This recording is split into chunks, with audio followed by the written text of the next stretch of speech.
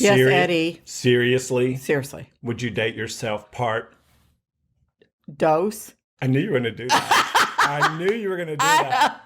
So, seriously, would you date yourself part 2? Yeah. Now, we got a huge response from the last one, so we Yes. thank you all for that.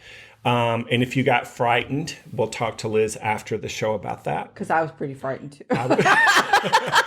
But listen, turnabout's fair play. Yes. Because in this episode, I'm going to assume the position. Mm-hmm. And then she's going to do a brand new test on me that will actually help you at home understand what your old belief systems are about dating yourself energetically and then dating other people. So let's lead the show out with this question. What's the most important thing that you have personally ever learned about love in your ripe young age of 29? Be authentic. What about you, Eddie? Okay. What did you learn in your fair is fair? What did you learn? The most important thing that you've learned about your love relationships? Not to take things so seriously and not to accidentally personalize things. Because that's valid. I used to, whenever the way I grew up was being a sensitive person, as you are too. Yeah. Anytime my mom especially was upset about anything, it didn't have to be something I did. Yeah. It could be the textile mill. It could be dad. It could be a stepdad. It could be whatever. My purpose was to go in and do what I needed to do in order to make her feel good.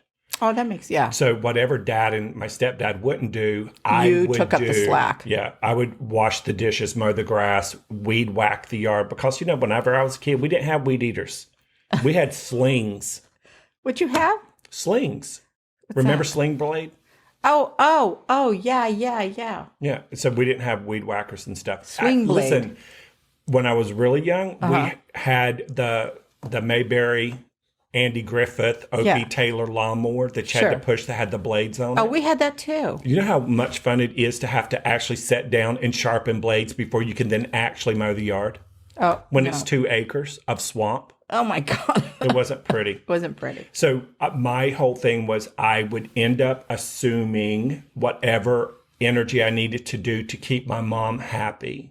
So you would assume the role that your dad didn't fulfill, you became that. Yes. And so anything to keep her in a good feeling place. And then I rolled that behavior unconsciously over into the relationships I had whenever I started dating. How old were you when you started dating? Oh, I was old because I really didn't like dating. I think that my real date was probably I was 18. Wow. And 18, 19, like that. Wow. I know.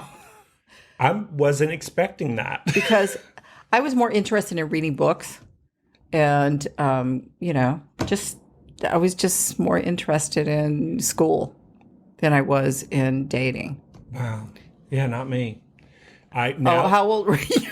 I'm from the South, so I was 6. But it wasn't my choice. Somebody took me out behind the woodshed. Oh, no. It's going to be That's totally different from dating. That's a story for another day. Okay.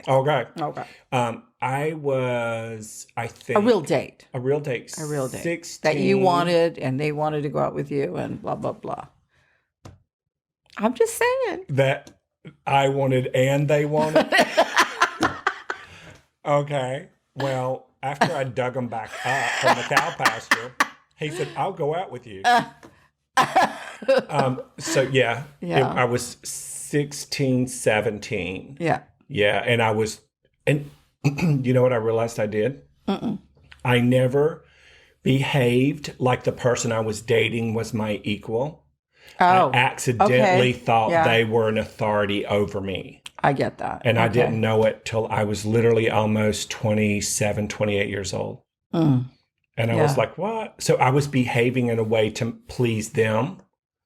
And I was overgiving. Look I'm telling you all my stuff now. Vulnerability. We should just save it for later in the test. I just now realizing all of this as we're having the conversation. Good Lord. Okay. Okay. So Would You Date Yourself Part 2.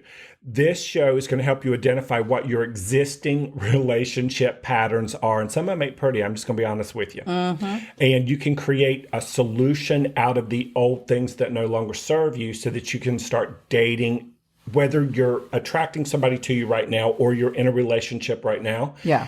You're always vibrating at a frequency that's going to either attract what you do want or what you don't want. That's true. And the purpose of this show is to help you get super clear, not only on what you do want, because you can talk about what you do want all day. Yeah. If you're not vibrating it energetically, you're going to get something different than what you say and what you work toward, because your feelings and thoughts and frequencies create more of your reality than the action to get there does. Yeah.